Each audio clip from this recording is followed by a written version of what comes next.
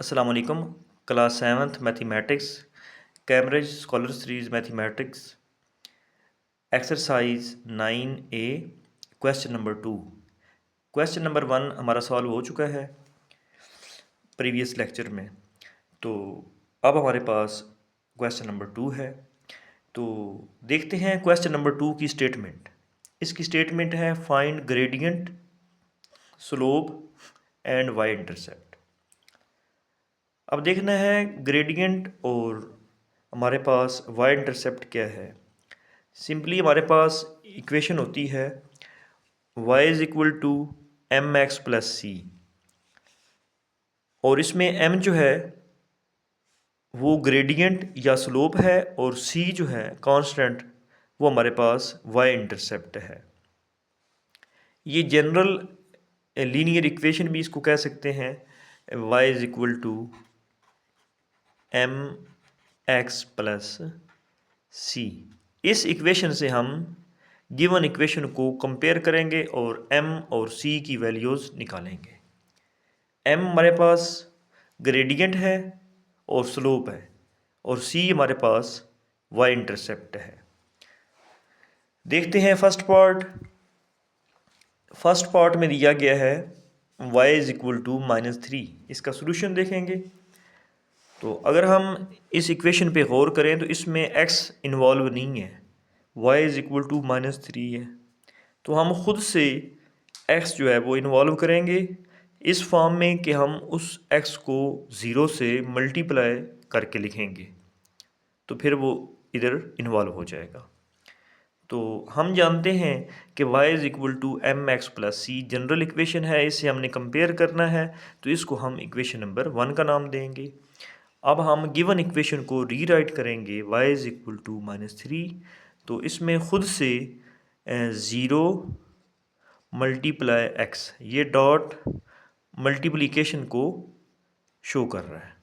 तो हम लिखेंगे y is equal to 0 multiply x, क्योंकि जब 0 को x से मल्टीप्लाई करेंगे तो हमारे पास 0 ही आएगा, और 0 में से 3 को माइनस करेंगे तो फिर -3 आएगा।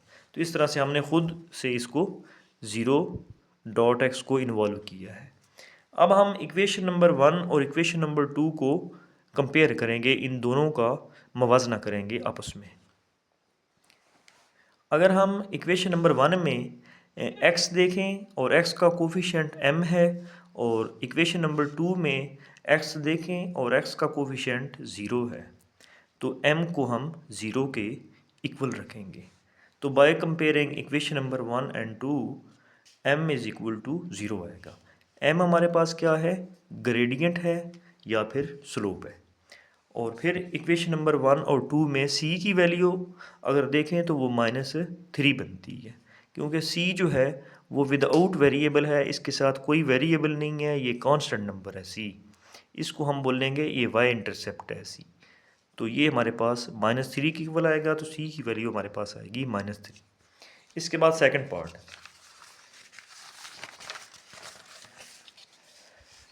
पार्ट है हमारे पास y is equal to 2x minus 5। इसको भी हम कंपेयर करेंगे y is equal to M x plus c. तो we know that y is equal to M x plus c. तो हमारे पास गिवन इक्वेशन है y is equal to 2x minus 5, उसको रीराइट करेंगे y is equal to 2x minus 5। अब compare कर लेते हैं by comparing equation e Q dot 1। E Q short form है इक्वेशन की, तो एंड इक्वेशन 2। तो अगर हम इक्वेशन 1 देखें उसमें x का कोफिशिएंट m है, और इक्वेशन नंबर 2 में x का कोफिशिएंट 2 है। यहाँ से m इज़ इक्वल टू 2 आ जाएगा, तो हम लिखेंगे m is equal to 2। m हमारे पास क्या है, ग्रेडियंट है, तो हम यहाँ पे लिख सकते हैं ग्रेडियंट, और यही स्लोप है, तो इसको स्लोप भी लिख सकते हैं। और सिंपली आम तौर पे हम स्लोप और ग्रेडियंट को m से ज़ाहिर करते हैं, तो हमने इसलिए यहाँ पे m राइट किया है। अब c जो है वो हमारे पास y इंटरसेप्ट है, तो c को इक्वल रखेंगे -5 के, तो c इज़ इक्वल टू -5 आएगा। ये हमारे पास y इंटरसेप्ट है।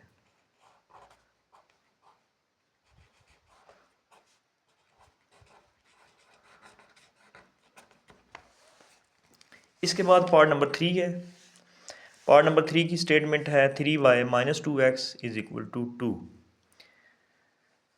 तो इसको भी हम कंपेयर करके जो है वैल्यू फाइंड करेंगे m और c की। We know that y is equal to M x plus C, linear equation है। तो अब हमने क्या करना है, y को आइसोलेट करना है, क्योंकि ये जो हमारे पास इक्वेशन दी गई है इसमें y जो है वो आइसोलेट है। तो इस फॉर्म की हमने ये गिवन इक्वेशन बनानी है, जिस फॉर्म में ये जनरल इक्वेशन दी गई है y is equal to M x plus c. तो किस तरह से हम y को अलग करेंगे, जो हमारे पास गिवन इक्वेशन है। तो हम 2x को राइट साइड पे ले जाएंगे तो ये हमारे पास पॉजिटिव हो जाएगा। तो इधर लेफ़्ट साइड पे 3y रह जाएगा और 2x जो है उसको राइट साइड पे ले आए हैं तो वो हमारे पास पॉजिटिव हो गया। 2 ऑलरेडी पॉजिटिव था तो ये बनेगा 2x प्लस 2 बनेगा। अब यहाँ पे है 3y, 3 जो है वो y से मल्टीप्लाई हो रहा है। जब हम 3 को राइट साइड पे शिफ्ट करेंगे तो ये डिवाइड हो जाएगा, डिनोमिनेटर में आ जाएगा।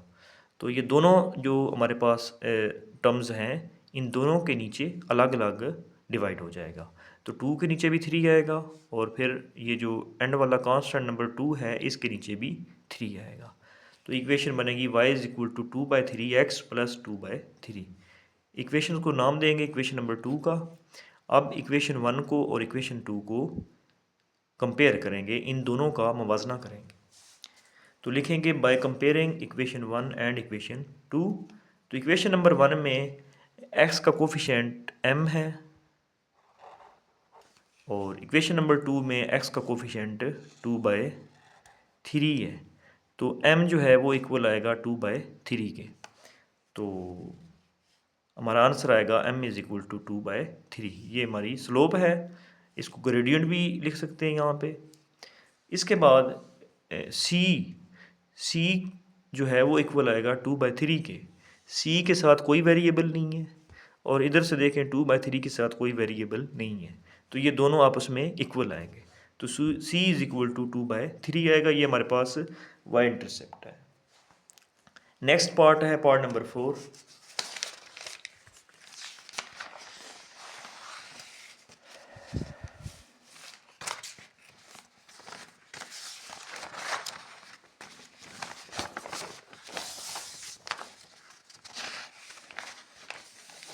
पार्ट नंबर 4 है हमारे पास 5y minus 7x is equal to -1।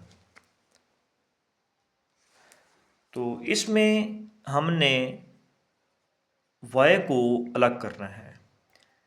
Her question में ही हमने y को अलग करना होता है, तब हम जो स्लोप है और y इंटरसेप्ट है वो फाइंड कर सकते हैं। वी नो दैट हर जो क्वेश्चन होगा उसमें हमने y is equal to M x plus c सबसे पहले राइट कर लेना है और उसको हमने इक्वेशन नंबर 1 का नाम दे देना है। अब अगर देखें जो गिवन इक्वेशन है 5y minus 7x is equal to -1, उसमें 7x नेगेटिव है और 7x को जब हम राइट साइड पे ले जाएंगे तो ये पॉजिटिव हो जाएगा।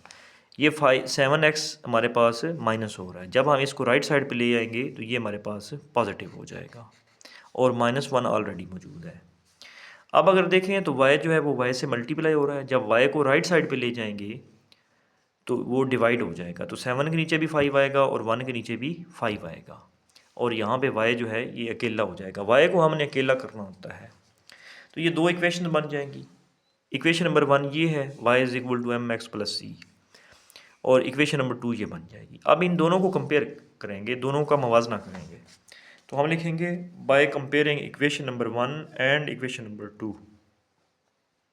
इक्वेशन 1 में देखें तो x का कोफिशिएंट m है और इक्वेशन नंबर 2 में x का कोफिशिएंट 7/5 है।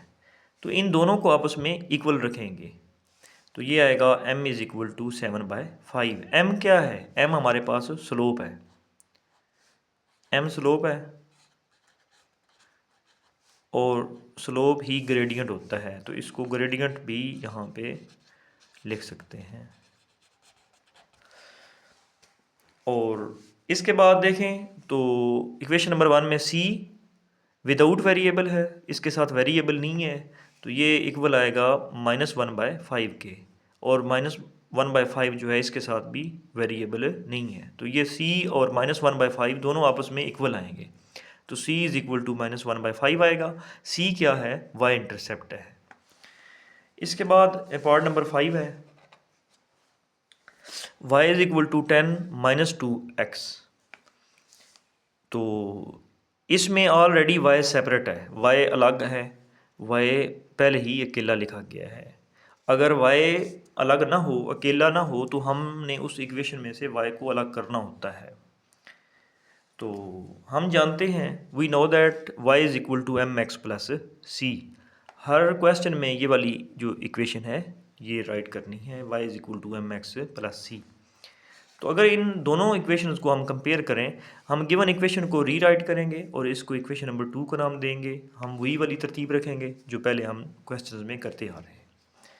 तो अब इन दोनों को कंपेयर करेंगे, इक्वेशन नंबर 1 और इक्वेशन नंबर 2, इन दोनों को कंपेयर कर लेंगे। तो लिखेंगे bye comparing equation 1 and equation 2, x के जो कोफिशिएंट है m है, और यहाँ पे इस इक्वेशन नंबर 2 में x का कोफिशिएंट -2 है, तो m इक्वल आ जाएगा -2 के।